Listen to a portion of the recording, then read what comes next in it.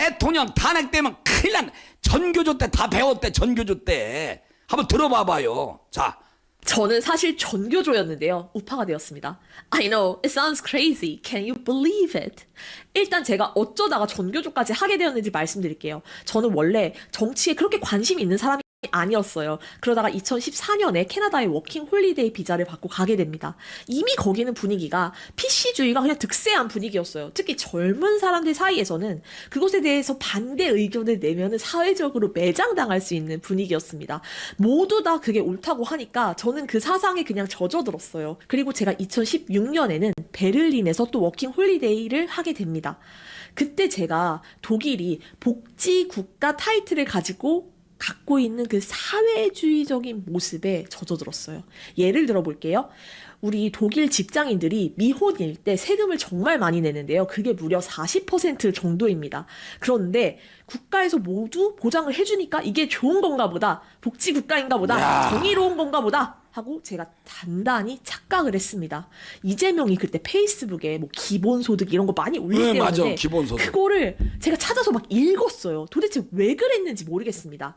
사실 독일의 그런 면모 때문에 독일에서 똑똑한 사람 다 미국으로 넘어가요. 오. 성공하고 싶어서. 이게 다 인재 유출이고 국가로서는 손해입니다. 그리고 심지어 박근혜 대통령 탄핵하라고 브란덴부르크 문 앞에서 시위까지 했습니다. 제가 지금 생각하면 너무나 무지몽매했던 제 자신에 대해서 진심으로 사과드립니다. 사과해야지. 그러다가 2017년에 제가 한국으로 돌아왔어요. 어떤 초등학교에 발령을 받았는데 옆반 선생님이 전교조였어요. 선생님 뭐 독일에서 오셨다면서요부터 시작해서 얘기를 하니까 제가 넘어가서 전교조에 가입을 하게 됐습니다. 일단 텔레그램을 깔래요. 막 단톡방에 들어가는데 뭐 민주노총 단톡방도 들어가고 뭐 서울지부 무슨 지부에서 막 단톡방을 많이 들어갔는데 거기 올라오는 게시글이 납득이 안 돼요. 어떻게 이렇게 주장할 수 있지? 이게 맞나? 이게 교육을 위한 건가? 계속 의문을 갖게 하는 거예요. 그리고 제가 어떤 전교조 모임에 갔는데 거기 모인 사람들이 그 결이 제가 별로 어울리고 싶지 않은 사람들인 거예요. 그래서 이게 좀 잘못됐다 생각을 하고 3개월 만에 나왔습니다. 그리고 저는 그때까지만 해도 제가 좌파였지만 세월호 계기교육 이런 거 절대 안 했습니다. 뭐 나비 접자, 뭐 시를 쓰자, 편지를 쓰자, 뭐 만들기에서 붙여놓고 복도에 전시하고 막 별의별 선생님들이 다 있습니다. 근데 저 초등학교 때 생각해보면은 성수대교 붕괴되고 막 상품 백화점 무너지고 이래도 그 어떤 선생님들도 저희한테 그걸 가지고 계기교육 뭐 이런 거 안 했어요. 그 계기교육입니까? 그건 그냥 선동교육입니다. 정치적인 거죠. 말도 안 되죠. 그리고 제가 문재인 정부 때 제대로 정신을 차리게 되었습니다. 이건 사실 제 얘기뿐만이 아니고 제 친구들도 굉장히 비슷해요. 우리가 부동산 정책 내는 거 보고 우리 그때 기함했잖아요. 다들 막 20번 넘게 정책을 내는데 다 이상해. 그리고 내로남불.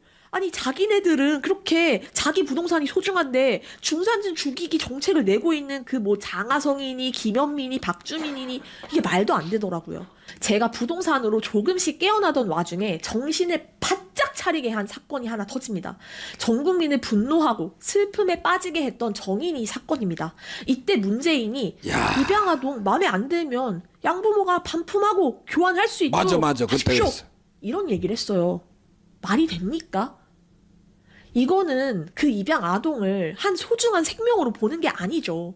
그래서 제가 그때 정말 이 사람들은 정체가 뭘까 깨어나기 시작했고 현대사 공부까지 하게 되었습니다. 여러분 나라가 가난하고 막 당장 배고프고 이러면은 민주하고 뭐고 눈에 안 들어옵니다. 우리나라가 6.25 전쟁 이후에 진짜 찢어지게 가난하고 배가 고프고 초가집 살고 있고 이러던 나라를 정말 잘 먹고 잘 살게 해준 기반을 만들어주신 분이 박정희 대통령이었구나를 제가 알게 됐어요. 그렇구나. 독재자다.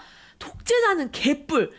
이게 독재자라고 생각하면 여러분 자기 자신의 이익을 위해서 막 착복하고 무슨 중국 공산당처럼 그 돈 싸들고 막 미국으로 자식 유학 보내면서 막 인민들은 다 가난하게 만들고 그래야 독재죠.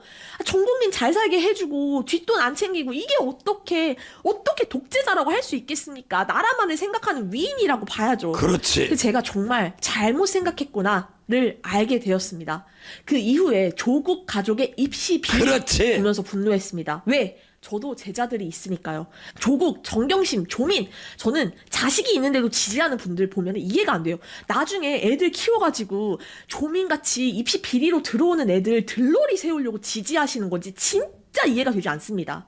제가 대선 때 윤석열 대통령 뽑은 이후에 딱히 정치 뉴스 보지 않았습니다. 저 먹고 살기 바쁘다고 생각했고 그냥 제 일에만 집중하고 있었어요. 그런데 이번에 계몽령 이후에 민주당의 악행이 드러나고 대통령이 혼자 외로운 싸움을 하고 있었구나를 알게 되니까 너무나도 죄송한 마음입니다.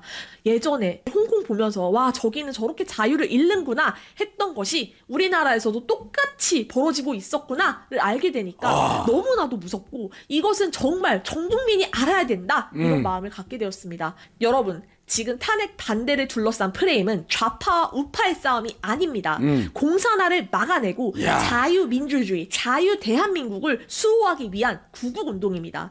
지금은 자료를 찾아보시면 굉장히 많습니다. 전환기 선생님, 뭐 그라운드 씨, 지금 대한민국이 어떤 상황인지 똑똑히 바라보셨으면 좋겠습니다. 감사합니다. 감사합니다. 박수 박수 박수. 야 이게 전교조가 저렇게